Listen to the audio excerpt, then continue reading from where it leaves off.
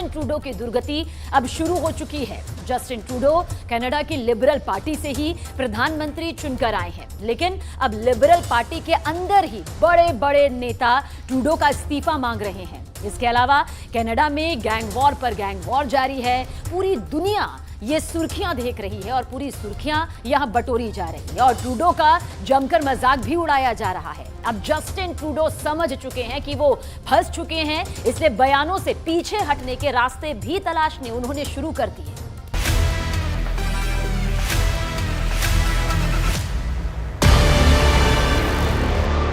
Flat number 203 Hazelton drive, Winnipeg city, Canada. 9 गोलियां सीधे सिर में मार दी और फिर मारा गया खालिस्तानी सुखदूल सिंह सुक्खा।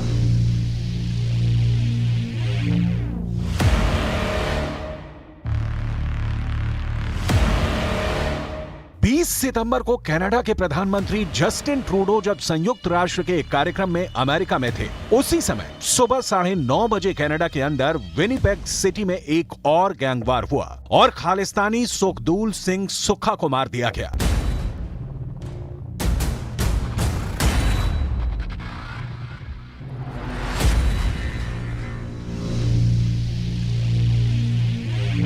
सुक्खा के मर्डर के बाद ही एक सोशल मीडिया पोस्ट वायरल होने लगी, जिसमें लॉरेंस बिश्नोई की तरफ से दावा किया गया कि लॉरेंस बिश्नोई के राइट हैंड गोल्डी बराड़ ने सुक्खा का मर्डर कर बदला ले लिया है। गोल्डी बराड़ का ठिकाना कनाडा में ही बताया जाता है। आखिर कनाडा के अंदर चल रहा ये गैंग वॉर क्या है? क्या लॉरेंस बिश्नोई की खालिस्तानियों से कोई दुश्मनी है? कनाडा में जिस तरह का खूनी गदर मचा हुआ है, निशाने पर कनाडा की ट्रूडो सरकार है, जो इस तरह के गैंगवार को काबू कर पाने में पूरी तरह से नाकाम साबित हुई है। आखिर क्या कारण है कि लिबरल पार्टी से प्रधानमंत्री चुने गए जस्टिन ट्रूडो का इस्तीफा लिबरल पार्टी के नेता ही मांग रहे हैं? कनाडा के अखबार नेशनल पोस्ट की ये हेडलाइंस देखिए। इस हेडलाइंस का मतलब है कि लिबरल पार्टी के पूर्व वरिष्ठ नेताओं ने जस्टिन ट्रूडो से इस्तीफा मांगा। आखिर क्यों कनाडा के अखबारों में इस तरह के संपादकीय लिखे जा रहे हैं कि ट्रूडो भारत पर झूठे आरोप लगाकर खुद केंद्र में बने रहना चाहते हैं ताकि राजनीतिक लाभ मिले? आखिर इतनी जल्दी जस्टिन ट्रूडो ने सरेंडर क्यों कर दिया है? भारत के सबूत मांगने के बाद अब जस्टिन ट्रूडो सबूत देने से क्यों इनकार कर रहे हैं? ये सब हम आपको बताने वाले हैं, लेकिन सबसे पहले हम बात करेंगे लॉरेंस बिश्नोई के गैंग, जो इस वक्त सुक्खा के मर्डर को लेकर काफी ज्यादा चर्चा कर रही है। लॉरेंस बिश्नोई की सबसे ज्यादा चर्चा उस वक्त हुई थी जब 29 मई 2022 को सिद्धू मूसेवाला की हत्याकांड में उसका नाम आया था। इसके बाद सलमान खान को दी जाने वाली धमकी के मामले में भी शक की सुई इसी लॉरेंस गैंग के ऊपर घूम रही थी। आखिर लॉरेंस बिश्नोई की दुश्मनी पंजाबी सिंगर सिद्धू मूसेवाला से क्यों थी और खालिस्तानी ग्रुप से इसका क्या कनेक्शन है? सिद्धू मूसेवाला की हत्या को लॉरेंस बिश्नोई के गैंग ने अपने दोस्त विक्की मिद्दू खेड़ा की हत्या का बदला करार दिया। विक्की मिद्दू खेड़ा के परिवार वालों की तरफ से भी यह आरोप लगाया जाता है कि पंजाब की म्यूजिक इंडस्ट्री में वर्चस्व की लड़ाई में ही विक्की की जान गई। दावा यह भी किया जाता है कि बम्बिहा ग्रुप के शूटर्स ने लॉरेंस बिश्नोई के दोस्त म्यूजिक सिंगर विक्की की हत्या की थी, जिसके बाद से लॉरेंस बिश्नोई गैंग के रडार में बम्बिहा ग्रुप आ गया था। ये ग्रुप भी कनाडा में एक्टिव है और सुखदूल सिंह सुक्खा इसी ग्रुप के साथ जुड़ा हुआ था। कई रिपोर्ट्स में दावा किया जाता है कि लॉरेंस बिश्नोई के 700 शूटर हैं जो इसके इशारे पर काम करते हैं और कनाडा में एक्टिव गोल्डी बराड़ और उसके साथी भी बम्बिहा ग्रुप के शूटरों की जान के पीछे पड़े हैं और ये गैंग वॉर कनाडा के अंदर चल रहा है। जस्टिन ट्रूडो ने सबसे बड़ी नासमझी ये कर दी कि उन्होंने कनाडा की जमीन पर चल रहे गैंग वॉर का संबंध भारत सरकार से जोड़ने की कोशिश की है।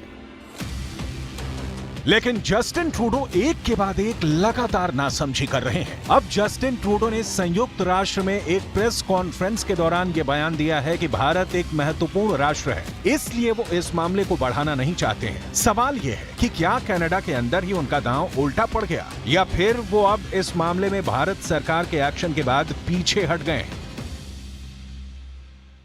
We call upon the government of India to engage with us to move forward on getting to the truth of this matter. There is no question that India is a country of growing importance and a country that we need to continue to work with, not just in the region but around the world. दरअसल हकीकत यह है कि Trudeau को लगा कि वो भारत के खिलाफ अनर्गल आरोप लगाकर दूसरे देशों का समर्थन हासिल कर लेंगे, लेकिन सच्चाई ये है कि ट्रूडो अलग थलग पड़ गए हैं। ट्रूडो ने अमेरिका, ब्रिटेन, ऑस्ट्रेलिया हर जगह कोशिश की, लेकिन कहीं पर उनकी दाल नहीं गली, इसलिए अब वो पीछे हट गए हैं और सबूत देने के नाम पर बगले झांकने लगे हैं। वहीं दूसरी तरफ कनाडा के अंदर की पॉलिटिक्स में उन पर दबाव बढ़ गया है और उनका इस्तीफा मांगा जा रहा है। जस्टिन ट्रूडो लिबरल पार्टी से हैं और लिबरल पार्टी के नेता ही ट्रूडो का इस्तीफा मांग रहे हैं। कनाडा के अखबार नेशनल पोस्ट ने इस खबर को जोर शोर से उठाया है, जिसमें मार्च 2023 में कनाडा के उप प्रधानमंत्री रहे लिबरल पार्टी के नेता जॉन मैनली ने ट्रूडो का इस्तीफा मांगा है। जॉन मैनली ने कहा है कि अगले चुनाव तक ट्रूडो 10 साल तक प्रधानमंत्री बन चुके होंगे, अब उनको इस्तीफा दे देना चाहिए और आगे प्रधानमंत्री की दावेदारी पेश नहीं करनी चाहिए क्योंकि परिस्थितियां अब उनके अनुकूल नहीं हैं।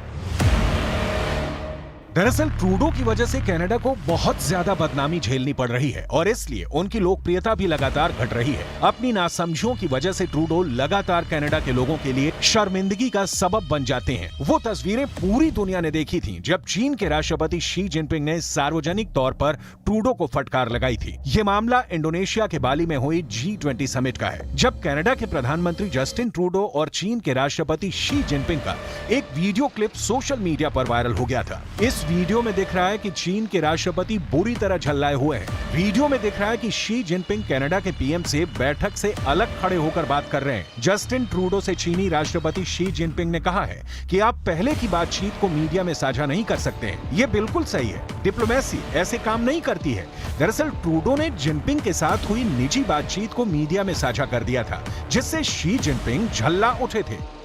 इसके साथ ही कनाडा के अंदर अखबारों में भी संपादकीय लिखे जा रहे हैं, जिसमें ट्रूडो की पोल खोली जा रही है। 11 पुरस्कारों से सम्मानित कनाडा के वरिष्ठ पत्रकार टेरी ग्लेविन ने नेशनल पोस्ट अखबार में लिखा है कि सिर्फ खुद को केंद्र में रखकर ध्यान आकर्षित करने के लिए और किसी तरह कनाडा की जनता का सपोर्ट हासिल करने के लिए जस्टिन ट्रूडो राजनीति कर रहे हैं।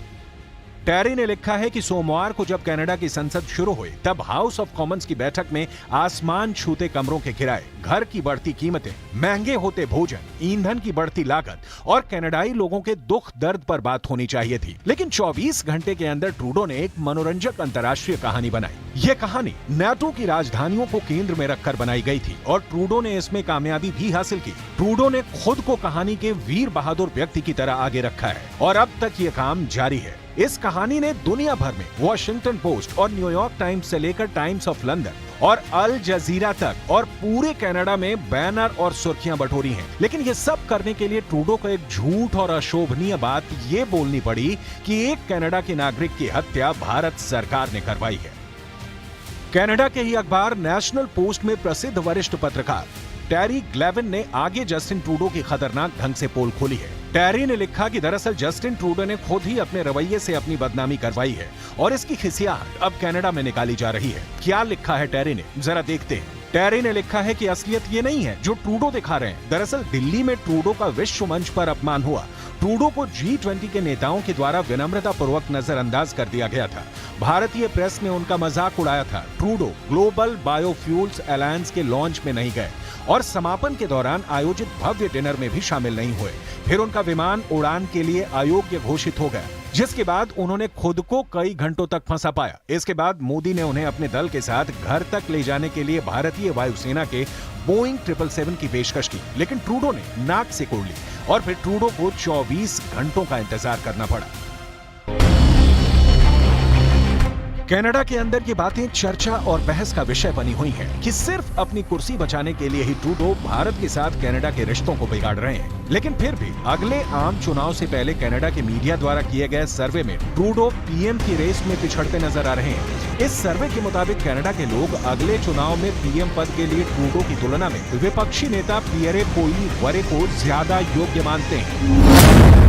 कनाडा में 2025 में आम चुनाव होने हैं, लेकिन उससे पहले आया ये सर्वे ट्रूडो और उनकी लिबरल पार्टी की टेंशन बढ़ाने वाला है। कनाडा के ग्लोबल न्यूज के लिए IBSO के किए सर्वे में कनाडा के लोग विपक्षी नेता पियरे पोइलीवरे को पीएम के लिए सबसे अच्छे उम्मीदवार के रूप में देखते हैं। सर्वे में 39% लोगों ने उन्हें पीएम पद के योग्य माना है, जबकि ट्रूडो के पक्ष में सिर्फ 30% वोट पड़े हैं। कनाडा के अंदर खालिस्तान सिर्फ कुछ राजनेताओं की राजनीति का माध्यम है और पूरी दुनिया में ये बात साफ नजर आ रही है कि खालिस्तानियों का सिख धर्म से कोई लेना देना ही नहीं है। नानक देव जी से लेकर के गुरु गोविंद सिंह जी तक सिखों की गौरवशाली परंपरा राष्ट्र धर्म अध्यात्म धर्म के पर आधारित रही है और देश की एकता अखंडता संप्रभुता के लिए और सनातन धर्म की रक्षा के लिए हमारे सभी सिख गुरुओं ने अपना सर्वस्व बलिदान दिया है, आहूत किया, सर्वांश दानी। ऐसे उन गुरुओं की गौरवशाली परंपरा में कुछ लोग कनाडा में, कुछ छुटपुट और ऑस्ट्रेलिया में, कुछ ब्रिटेन में वो खालिस्तान का झंडा उठाए फिरते हैं और भारत को बदनाम करते हैं। सबके सब सिख भाई वो भारत की एकता अखंडता और संप्रभुता के साथ में कुछ सिरफिरे लोग सभी वर्गों में होते हैं, उनको सिख धर्म का प्रतिनिधि नहीं मानना चाहिए।